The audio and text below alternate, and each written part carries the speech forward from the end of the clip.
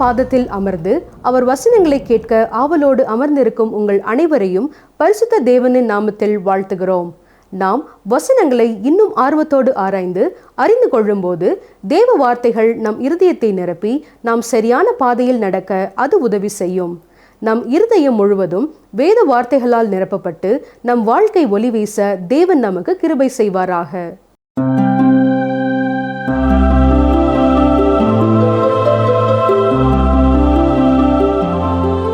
கர்த்தருடைய பரிசுத்த நாமத்திற்கு மகிமை உண்டாவதாக. கடந்த வேதாராய்ச்சி நிகழ்ச்சி முதல் நாம் 2 தெசலோனிக்கேயர் நிறுவத்தை கற்றுக்கொள்ள துவங்கி இருக்கிறோம். இன்று 2 தெசலோனிக்கேயர் 1 அதிகாரம் 3 வசனம் முதல் தியானிப்போம். முதல் 2 வசனங்களில் தெசலோனிக்கே சபை மக்கள் எப்படி பிதாவாகிய தேவனுக்குள்ளும் கர்த்தராகிய இயேசு கிறிஸ்துவுக்குள்ளும் இருக்கிறார்கள் என்பதை கூறினார். மேலும் பிதாவாகிய தேவனாலும் கர்த்தராகிய இயேசு கிறிஸ்துவினாலும் உங்களுக்கு கிருபையும் சமாதானம் உண்டாவதாக என்று உள்ளத்தின் ஆழத்திலிருந்து வாழ்த்துதல் தெரிவித்தார். இப்பொழுது 3 வசனத்தை பாருங்கள். சகோதரரே, நாங்கள் எப்பொழுதும் உங்களுக்காக தேவனை ஸ்தோத்தரிக்க கடனாளிகளாய் இருக்கிறோம். உங்கள் விசுவாசம் மிகவும் பெருகிறபடியினாலும் நீங்கள் எல்லாரும் ஒருவரில் ஒருவர் வைத்திருக்கிற அன்பு அதிகரிக்கிறபடினாலும் அப்படி செய்கிறது தகுதியாய் இருக்கிறது. அந்த திருச்சபையில் காணப்பட்ட அன்பின் வெளிப்பாட்டை குறித்து கூறுகிறார். மேலும் 4 வசனத்திலே அந்த திருச்சபையில் காணப்பட்ட பொறுமையை குறித்தும் விசுவாசத்தை குறித்தும் அறிக்கையிடுகிறார். 3, 4 வசனங்களிலே விசுவாசம், அன்பு, பொறுமை இவற்றை குறித்து மீண்டும் நினைப்பூட்டுகிறார். இந்த 3 வார்த்தைகளும் உருவம் இல்லாதவை. இவை குணநலன்களுக்கு கொடுக்கப்படும் பெயர்களாக இருந்தாலும் இவைகளை நம்முடைய வாழ்க்கையிலே செயல்படுத்தி வெளிப்படுத்த வேண்டும். அன்பும் விசுவாசமும் பொறுமையும் நமக்குள் இருக்கும் என்றால் நம்முடைய அனுதின வாழ்க்கையிலே, நம்முடைய குடும்ப சூழலிலே, நாம் பணி செய்யும் இடத்திலே நிச்சயமாக அவை வெளிப்படும். விசுவாசம் 1 தெசலோனிக்கேயர் 1 அதிகாரம் 3 வசனத்தில் விசுவாசத்தின் கிரியை என்று சொல்லப்படுகிறது. விசுவாசம் கிரியையை உண்டு பண்ணுகிறது. ரட்சிக்கும் விசுவாசம் கர்த்தருடைய ஜனங்களின் இருதயத்தில் அன்பை பிறப்பிக்கிறது.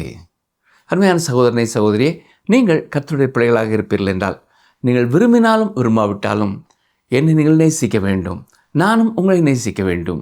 இது எத்தனை அற்புதமான ஒரு ஒப்பந்தம் இல்லையா? அடுத்த வசனத்திலே 3வது வார்த்தையை அவர் தெரிந்து கொள்கிறார். பாருங்கள், அன்போடும் விசுவாசத்தோடும் இணைந்து கூறும் அடுத்த வார்த்தை தான் பொறுமை. இது சாலையின் நெருக்கடியின் மத்தியிலே காத்திருக்கும் பொறுமை அல்ல. போக்குவரத்து சிக்னலிலே சிவப்பு விளக்கு அணைந்து எப்பொழுது பச்சை விளக்கு எரியும் என்று காத்திருப்பதும் அல்ல. கர்த்தருக்காக வாழ்வதற்கு தேவன் நம் வாழ்க்கையிலே அனுமதிக்கும் எதையுமே பொறுமையோடு ஏற்றுக்கொள்ள நம்மில் காணப்பட வேண்டிய பொறுமை.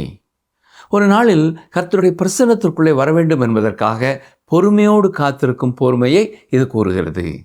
இப்படிப்பட்ட எதிர்பார்ப்போடு காணப்படும் பொறுமை வாழ்க்கையில் வரும் கரடு முரடான பாதையையும் சமாளித்து செல்கிறது. நெடுஞ்சாலைகள் புதுப்பிக்கப்படும் காலத்திலே சில இடங்களிலே சிறிய பாதைகளின் வழியாக இதுவரை சென்றிராத சில கிராமங்கள் வழியாக நெடுந்தூர பேருந்துகளும் செல்ல வேண்டியது இருக்கும்.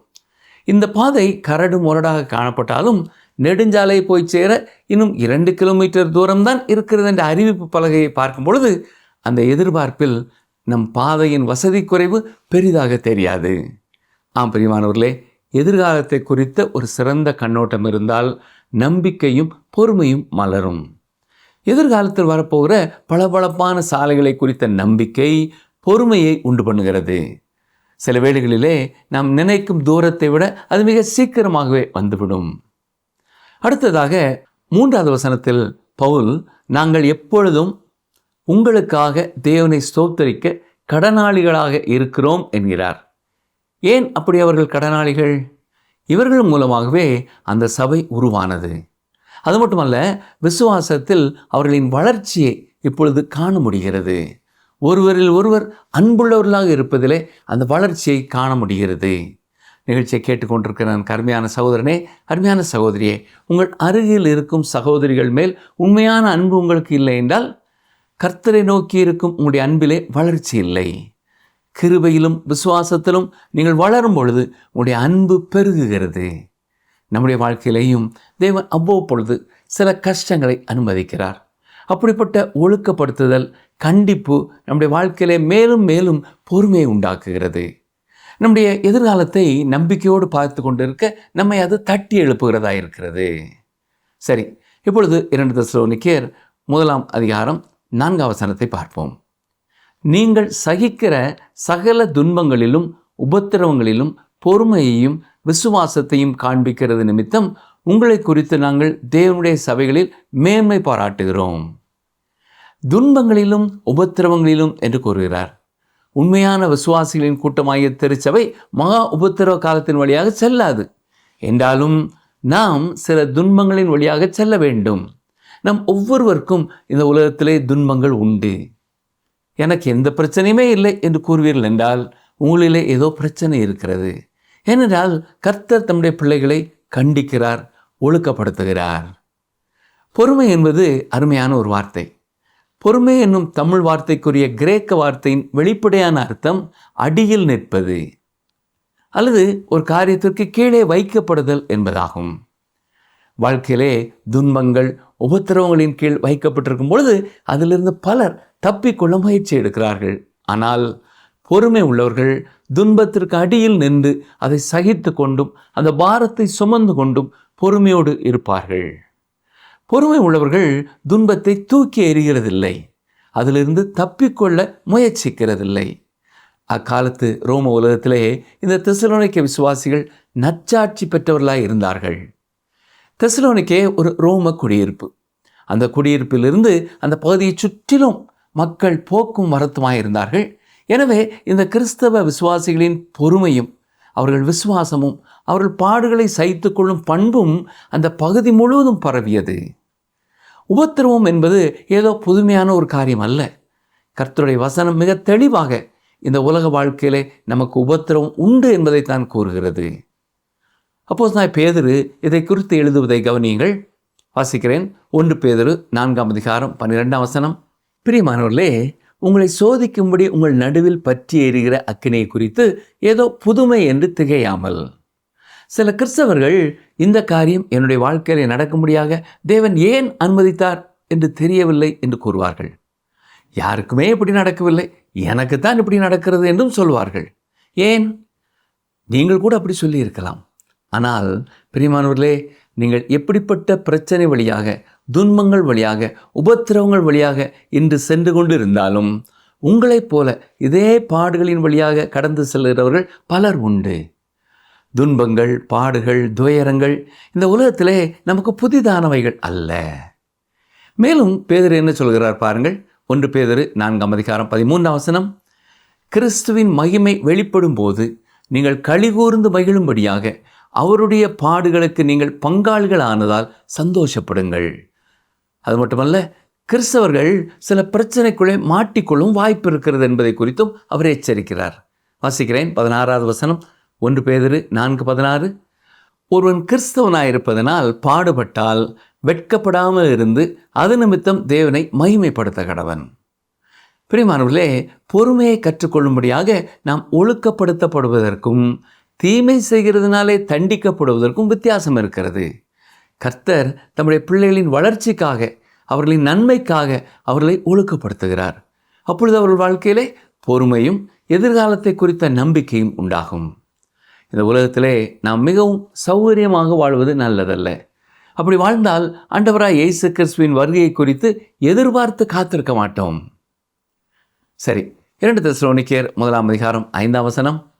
நீங்கள் தேவனுடைய ராஜ்யத்து நிமித்தம் பாடு அனுபவிக்கிறவர்களாக இருக்க அந்த ராஜ்யத்திற்கு நீங்கள் பாத்திரர் என்று எண்ணப்படும்படிக்கு தேவன் நியாயமான தீர்ப்பு செய்கிறவர் என்பதற்கு அதுவே அத்தாட்சியாய் இருக்கிறது.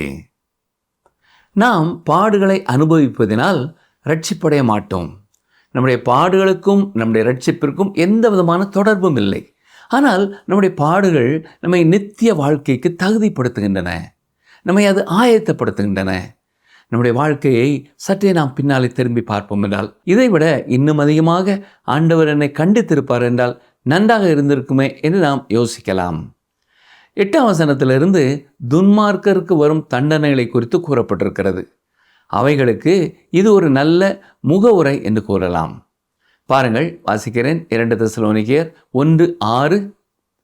உங்களை உபத்திரவப்படுத்துகிறவர்களுக்கு உபத்திரவத்தையும் உபத்திரவப்படுகிற உங்களுக்கு எங்களோட கூட இளைப்பாறுதலையும் பிரதிபலனாக கொடுப்பது தேவனுக்கு நீதியாய் இருக்கிறதே. தேவன் நியாய தீர்ப்பு செய்யும் பொழுது அவர் நீதியோடு நியாய தீர்ப்பு செய்கிறார். பவுல் அப்போஸ்தலன் ரோமர் 9:14 ஒரு கேள்வி கேட்கிறார். தேவன் அநீதி உள்ளவர் என்று சொல்லலாமா? சொல்லக்கூடாதே. தேவன் எதை செய்தாலும் அவர் செய்யும் அனைத்தும் சரியானதாகவே இருக்கும். தேவன் தவறு செய்ய முடியாது. நம்முடைய வாழ்க்கையிலே நடைபெறும் சில காரியங்களை குறித்தும் நாம் தேவனை குறை கூறுவதற்கு காரணம் நம்முடைய அறியாமைதான். தேவனுடைய வழிகளை நாம் அறிந்து கொள்ள முடியாது. ஆனால் தேவன் தாம் செய்யும் ஒவ்வொரு காரியத்தை குறித்தும் மிக மிக தெளிவாய் இருக்கிறார். எல்லாவற்றிற்கும் ஒரு நோக்கம் வைத்திருக்கிறார். அவர் எல்லாவற்றையும் அதின் காலத்தில் நேர்த்தியாக செய்கிறவராய் இருக்கிறார். அதுபோலவே மகா உபத்திரவ காலத்தையும் இந்த உலகத்திற்கு அனுப்புவதிலும் தேவன் நீதி உள்ளவர். இது பாவிகளுக்காக தேவன் அனுப்பும் நியாய தீர்ப்பு. சரி, 2 தெசலோனிக்கேயர் 1:7 தேவனை அறியாதவர்களுக்கும் நம்முடைய கர்த்தராகிய இயேசு கிறிஸ்துவின் சுவிசேஷத்திற்கு கீழ்ப்படியாதவர்களுக்கும் நீதி உள்ள ஆக்கினையை செலுத்தும்படிக்கு ஆண்டவராகிய இயேசு கிறிஸ்து நியாய தீர்ப்பு வழங்கும்படிக்கு பூமிக்கு வரப்போகிறார். தொடர்ந்து வாசிக்கிறேன். 8, 9, 10 பாருங்கள். கர்த்தராகிய இயேசு தமது வல்லமையின் தூதரோடும் ஜுவாலித்து எரிகிற அக்கினியோடும் வானத்திலிருந்து வெளிப்படும் போது அப்படியாகும். அந்நாளிலே தம்முடைய பரிசுத்தவான்களில் மைமைப்படத்தக்கவராயும் நீங்கள் எங்களுடைய சாட்சியை விசுவாசித்தபடியினாலே உங்களிடத்திலும் விசுவாசிக்கிறவர்கள் எல்லாரிடத்திலும் ஆச்சரியப்படத்தக்கவராயும் அவர் வரும்போது அவர்கள் கர்த்தருடைய சன்னிதானத்தில் இருந்தும் அவருடைய வல்லமை பொருந்திய மகிமையிலிருந்தும் நீங்களாகி நித்திய அழிவாகிய தண்டனையை அடைவார்கள். வேதவசனம் உண்மையில் பரலோகத்தை குறித்து மிக குறைவாகவே கூறியிருக்கிறது.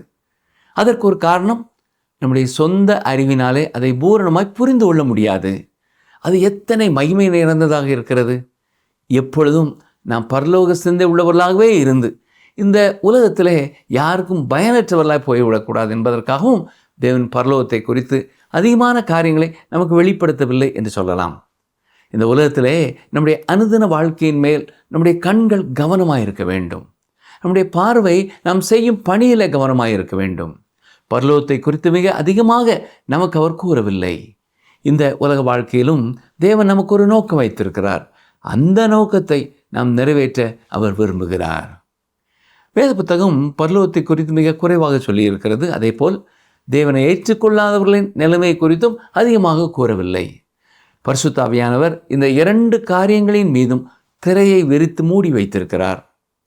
தேவன் நியாயம் தீர்க்கும் பொழுது பழி தீர்க்கும் வண்ணமாக நியாயம் தீர்ப்பதில்லை. அவருடைய நீதியும் அவருடைய பரிசுத்தமும் தமது நியாய தீர்ப்பிலே வெளிப்படுத்தப்படுவதை நாம் பார்க்கலாம். நரகத்தை குறித்து நமக்கு இருக்கும் ஆர்வத்தை தீர்த்து வைப்பதற்கு வேத புத்தகத்திலே நரகத்தை குறித்து கூறப்படவில்லை. ஆனால் நமக்கு போதுமான அளவு எச்சரிப்பு உண்டாகும்படியாய் நரகத்தை குறித்தும் சொல்லப்பட்டிருக்கிறது. குறைவாக கூறப்பட்டிருக்கிறபடினாலே அது உண்மையானது அல்ல என்று நீங்கள் நினைத்து விடக்கூடாது. வேறு எவரையும் விட இயேசு கிறிஸ்து தான் நரகத்தை குறித்து அதிகமான காரியங்களை கூறியிருக்கிறார். நரகம் என்பது மிக பயங்கரமான ஒரு உண்மை பிரியமானவர்களே. இங்கே கூறப்பட்டிருக்கிறதை நீங்கள் புரிந்து கொள்ள நான் மறுபடியும் வாசிக்கிறேன். நீதியுள்ள ஆக்கினையை செலுத்தும்படிக்கு கர்த்தராய் இயேசு ஜுவாலித்து எரிகிற அக்கினியோடும் வானத்திலிருந்து வெளிப்படுவார். இன்று நரகத்தை குறித்து பலர் ஏளனமாய் கூறுகிறார்கள். அவ்வாறு கூறுவதனாலே நரகம் இல்லாமல் போய்விடாது. நிகழ்ச்சியை கேட்டுக்கொண்டிருக்கிற எனக்கு அருமையான சகோதரனே, சகோதரியே, நரகம் என்று ஒன்று உண்டு என்பதை நீங்கள் பூரணமாய் நம்பலாம். கிறிஸ்து இந்த பூமிக்கு ஒரு நாளிலே திரும்பி வரப்போகிறார். முதலாவது தம்முடையவர்களை இந்த பூமியிலிருந்து எடுத்துக்கொள்வார். அதன் பின் அவர் இந்த பூமிக்கு வருவது துன்மார்க்கருக்கு பயங்கரமானதாய் இருக்கும். தேவனை அறியாதவர்களுக்கும் கர்த்தராகிய இயேசு கிறிஸ்துவின் சுவிசேஷத்திற்கு கீழ்ப்படியாதவர்களுக்கும் அது அநீதி உள்ள ஆக்கின தீர்ப்பாய் இருக்கும். யோவான் எழுதின சுவிசேஷம் 17:3 இயேசு எப்படி ஜெபிக்கிறார் என்பதை கவனியுங்கள். ஒன்றான மெய் தேவனாகிய உம்மையும் நீர் அனுப்பினவராகிய இயேசு கிறிஸ்துவையும் அறிவதே நித்திய ஜீவன் என்று கூறியிருக்கிறார். மேலும் யோவான் 6:29 இயேசு அவர்களுக்கு பிரதியுத்தரமாக, அவர் அனுப்பினவரை நீங்கள் விசுவாசிப்பதே தேவனுக்கேற்ற கிரியையாய் இருக்கிறது என்கிறார். இதுதான் வேத வசனம் கற்றுக் கொடுக்கும் சத்தியம். நியாய தீர்ப்பை குறித்தும் நரகத்தை குறித்தும் பேசுவது மக்களுக்கு பிரியமானதாக இருக்காது. என்னுடைய வியாபாரத்திலே நான் வெற்றி கண்டு விட்டேன், என்னுடைய குடும்ப வாழ்க்கை உடைந்து போகாதபடி காத்து கொண்டேன், என்னுடைய ஆள் தத்துவத்திலே மாற்றம் பெற்று விட்டேன் என்பதுதான் இன்றைய கிறிஸ்தவ சாட்சிகளாய் இருக்கின்றன. ஆண்டவராய் இயேசு கிறிஸ்துவை குறித்து அதிகமாக மக்கள் பேசுகிறதில்லை. நான் நரகத்தை நோக்கி போய்கொண்டிருந்தேன், தேவனை அறியாமல் இருந்தேன், தேவன் என்னை ரட்சித்தார் என்று யாராவது சொல்ல கேட்டிருக்கிறீர்களா? சாட்சி என்பது தேவன் உங்களுக்கு எதை கொடுத்திருக்கிறார் என்பதல்ல, எப்படிப்பட்ட நிலைமையிலிருந்து உங்களை விடுதலை செய்திருக்கிறார் என்பதே பெரிய சாட்சி. அதுதான் ஆண்டவராய் இயேசு கிறிஸ்து இந்த உலகத்திற்கு வந்ததின் நோக்கம். நம்மை மீட்கும்படியாக அவர் இந்த உலகத்திற்கு வந்தார். புதிய ஆழ்தத்துவத்தை கொடுப்பதற்காகவோ நம்முடைய வியாபாரத்திலே வெற்றியை கொடுப்பதற்காகவோ அவர் இந்த உலகத்திற்கு வரவில்லை. நரக ஆக்கினையிலிருந்து நம்மை விடுதலை செய்யவே அவர் வந்தார். இன்று பலர் இதை கூற விரும்புகிறதில்லை, இப்படிப்பட்ட சாட்சிகளை கேட்கவும் விரும்புகிறதில்லை. இன்றைக்கு பலர் கடவுளை அறியாதவர்களாக நித்திய ஆக்கினைக்கு நேராக போய்கொண்டு இருந்தார்கள் என்பதை மிக சிலரே தெளிவாக கூறுகிறார்கள். ஒரு கட்டிடத்திலே நீங்கள் தூங்கி கொண்டிருக்கிறீர்கள், கட்டிடம் தீப்பற்றி எரிகிறது. உங்களை பாதுகாப்பதற்காக ஒருவர் உள்ளே ஓடி வருகிறார், உங்களை எழுப்புகிறார், உங்களை தூக்குகிறார், எரிகிற கட்டிடத்திலிருந்து வெளியே கொண்டு வருகிறார். அவருக்கு உங்களை பிடித்திருக்கிறது, எனவே அவர் உங்களை தனது மகனாக ஏற்றுக்கொள்கிறார். அவருடைய வீட்டிற்கு உங்களை அழைத்து செல்கிறார், மிக அருமையான வெகுமதிகளை உங்களுக்கு கொடுக்கிறார். இப்படி இருக்கும் காலகட்டத்தில் ஒரு கூட்ட மக்கள் முன்னால் நீங்கள் இந்த மனிதனை குறித்து பேச வேண்டியது இருக்கிறது. அப்படி என்றால் நீங்கள் எதை குறித்து விசேஷமாய் சொல்வீர்கள்? அவர் உங்களை தனது மகனாக மகளாக ஏற்றுக்கொண்டதை குறித்து கூறுவீர்களா? ஆம், அதை குறித்து நீங்கள் கூறுவீர்கள் என்று நினைக்கிறேன். ஆனால் உண்மையாகவே அவர் தனது வாழ்க்கையையே பணைய வைத்து எரியும் கட்டிடத்திற்குள்ளே வந்து உங்களை காப்பாற்றியதை குறித்து நீங்கள் கூறுவீர்கள் இல்லையா? அதுதான் மிகப்பெரிய ஒரு காரியம். பிரியமானவர்களே, தேவனை விசுவாசியாதவர்களுக்கு நியாய தீர்ப்பு வருகிறது. அப்படிப்பட்ட ஒரு நிலையிலே நீங்கள் இருக்க விரும்புவீர்கள் என்றால் நீங்களும் நியாயம் தீர்க்கப்படுவீர்கள். உங்களுடைய உண்மையான நிலைமையை யாராவது ஒருவர் உங்களுக்கு சொல்ல வேண்டியதாக இருக்கிறது. இந்த நேரத்தில் அதை நானே உங்களுக்கு சொல்ல விரும்புகிறேன். யார் கடவுளுடைய பிள்ளை என்ற அனுபவத்தை இழந்து போனார்கள்? முதலாவதாக தேவனை அறியாதவர்கள், இரண்டாவதாக இயேசு கிறிஸ்துவின் சுவிசேஷத்திற்கு கீழ்ப்படியாதவர்கள், அவர்களே இழந்து போனவர்கள். இப்படிப்பட்டவர்களை நோக்கியே தேவனுடைய நியாய தீர்ப்பு வருகிறது. 2 தெசலோனிக்கேயர் 1 அதிகாரம் 11-12 வசனங்களை பாருங்கள். ஆகையால் நம்முடைய தேவனும் கர்த்தராய இயேசு கிறிஸ்துவும் அளிக்கும் கிருபையின்படியே நம்முடைய கர்த்தராய இயேசு கிறிஸ்துவின் நாமம் உங்களிடத்திலும் நீங்கள் அவரிடத்திலும் மகிமைப்படும் பொருட்டாக நம்முடைய தேவன் உங்களை தமது அழைப்புக்கு பாத்திரராக்கவும் தமது தயவுள்ள சித்தம் முழுவதையும் விசுவாசத்தின் கிரியையையும் பலமாய் உங்களிடத்தில் நிறைவேற்றவும் வேண்டுமென்று எப்பொழுதும் உங்களுக்காக வேண்டிக் கொள்கிறோம். இங்கே பவுல் தெசலோனிக்கே விசுவாசிகளுக்காக எதற்காக ஊக்கமாக ஜெபிக்கிறார் என்பதை கூறுகிறார். அவர்கள் வாழ்க்கையிலே இயேசு கிறிஸ்துவின் நாமம் மகிமைப்பட வேண்டும். ஆம் பிரியமானவர்களே, உங்களுடைய வியாபாரத்திலே வெற்றியடைந்திருக்கிறீர்களா? நீங்கள் கிறிஸ்துவை மகிமைப்படுத்துங்கள், அது நல்லதுதான். ஆனாலும் பல்லாண்டு காலமாக படுக்கையிலே வைத்தியசாலையில் இருக்கிறவர்கள் அந்த பாடுகளின் மத்தியிலும் சாட்சியாக இருப்பது மிக உன்னதமான ஒரு சாட்சியாகும். நாம் பாடுகளின் மத்தியிலே துன்பங்களின் மத்தியிலே இருப்போம் என்றால் எந்த நோக்கத்தோடு தேவன் அதை அனுமதித்தாரோ அதை பூரணமாய் நிறைவேற்ற நம்மை நீடிய பொறுமையோடு அவருடைய கரங்களிலே ஒப்படைப்போம். தேவனை அறியாதவர்களுக்கும் சுசேஷத்தை ஏற்றுக்கொள்ளாதவர்களுக்கும் தீர்ப்பு வரப்போகிறது என்பதை உணர்ந்தவர்களாக தேவனுடைய வார்த்தைகளை நாம் மட்டும் கேட்டு கேட்டு பயன்பெறாமல் தேவனை அறியாத பலரும் கர்த்தருடைய வார்த்தையின் மூலம் அவரை அறிந்து கொள்ள எதையாவது செய்ய நாம் ஒரு தீர்மானம் செய்வோம். தேவன் நம்மை ரட்சித்திருப்பதற்காக, நரகத்திலிருந்து மீட்டெடுத்திருப்பதற்காக, பாவத்தின் தண்டனையிலிருந்து தப்புவித்ததற்காக அவருக்கு நன்றி கூறுவோம். கர்த்தருடைய கிருபை உங்களோடும் உங்கள் குடும்பத்தோடும் உங்கள் கைகளின் பிரயாசங்களோடும் கூட இன்றும் என்றும் சதா காலங்களிலும் தங்கியிருப்பதாக. ஆமென்.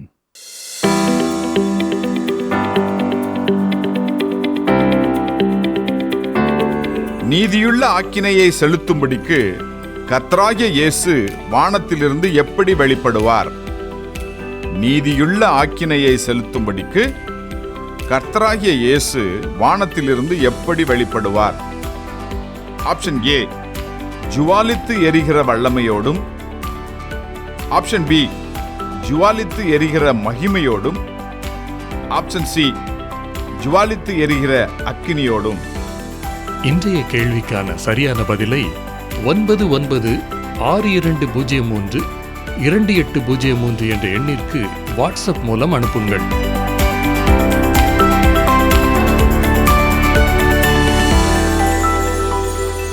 வேத ஆராய்ச்சியில் அனுதினமும் பங்கு கொண்டு வரும் அன்பர்களே, பொறுமை நம் வாழ்வில் எவ்வளவு முக்கியம் என்று பார்த்தோம்.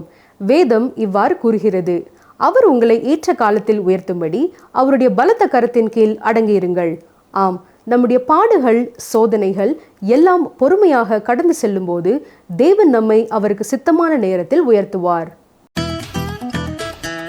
இந்த நிகழ்ச்சி உங்களுக்கு பிடிச்சிருக்கா? அப்ப இப்பவே மிஸ்டர் கால் கொடுங்க. பரிசு வெல்றது நீங்களாவும் இருக்கலாம்.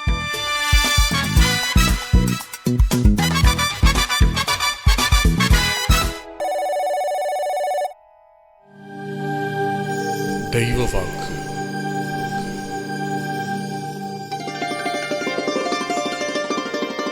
என் கண்களில் உனக்கு கிருபை கிடைத்தது, உன்னை பேர் சொல்லி அழைத்து அறிந்திருக்கிறேன். யாத்திராகமம் 33:17.